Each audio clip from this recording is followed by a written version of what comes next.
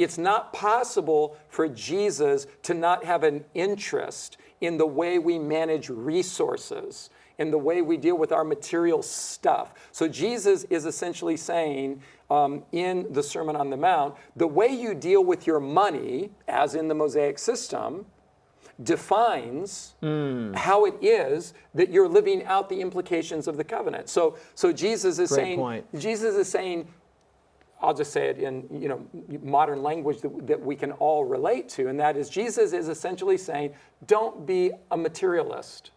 Material stuff serves the purpose of relationship, and it is above. Relationship is above materialism. We don't exist to accumulate stuff and to be selfish. We exist to, what does he say here? Don't lay up treasure, which implies that you gain material resources and you manage them. You distribute them. You do things with them, right?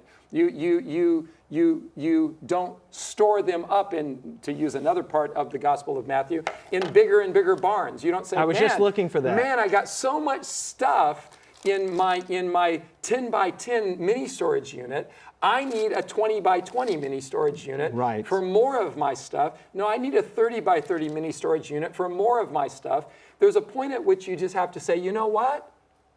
I have so much stuff. Yeah. I need to manage my stuff in love to minister to the needs of others. Accumulating stuff that's gathering dust for the sake of having stuff is contrary to covenant.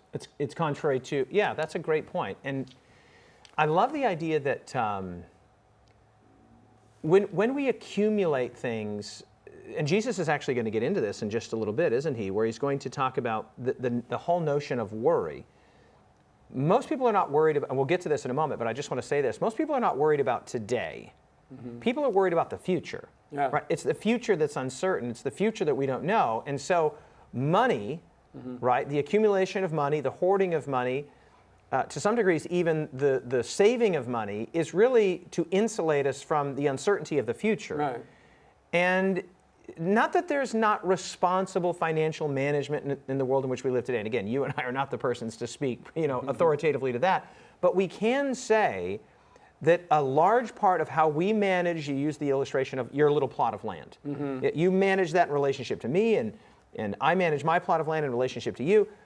Our money should be managed not only with us in mind. That's the point. Yeah. I shouldn't get a paycheck and spend it all on jelly beans because I like jelly beans and I just want to keep popping them in my mouth, so to speak. That's a very simplistic illustration. I have a paycheck and I need to look at my paycheck, so to speak, my resources, and say, what's the best use of these resources to provide for my family, first and foremost? What's the best use of these resources to provide for my church? Secondarily, what's the best use of these resources to provide for my community versus just basically using everything I have for me, for self-gratification. Me alone. Right? Yeah, and inbuilt to Jesus' admonition here is a fundamental recognition of the temporary nature of life and of material goods. Yeah. This is the point that Solomon drives at in Ecclesiastes, where he says, I accumulated, he long lists of, I had this many trees and this many servants and this many, and then he says, and it dawned on me that I'm going to die, and I'm going to leave all of this to somebody else who's just going to think that it's their sort of birthright to have all the things that I worked hard for.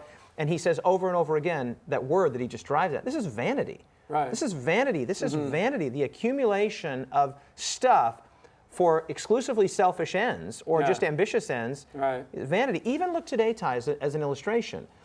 What many of the most wealthy people in the world today, maybe many is the wrong word there, but what some of the most wealthy people in the world today are doing, people like Bill Gates and Warren Buffett and others, they're literally saying, man, what am I going to do with all this money? I'm going to give it away. Yeah.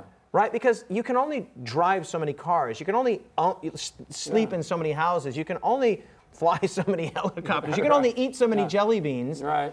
And Jesus here reminds us that moth is going to corrupt it, and vermin are going to eat it, or rust is going to destroy it.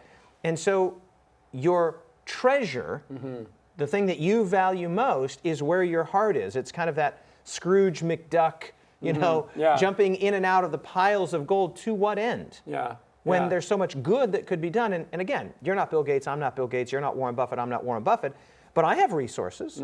And the resources that I have been entrusted to me by Jesus to be used not only to build up my little mini kingdom or to insulate me from some uncertainty that God already knows about and God's already in the future. You know what I'm saying? Yeah.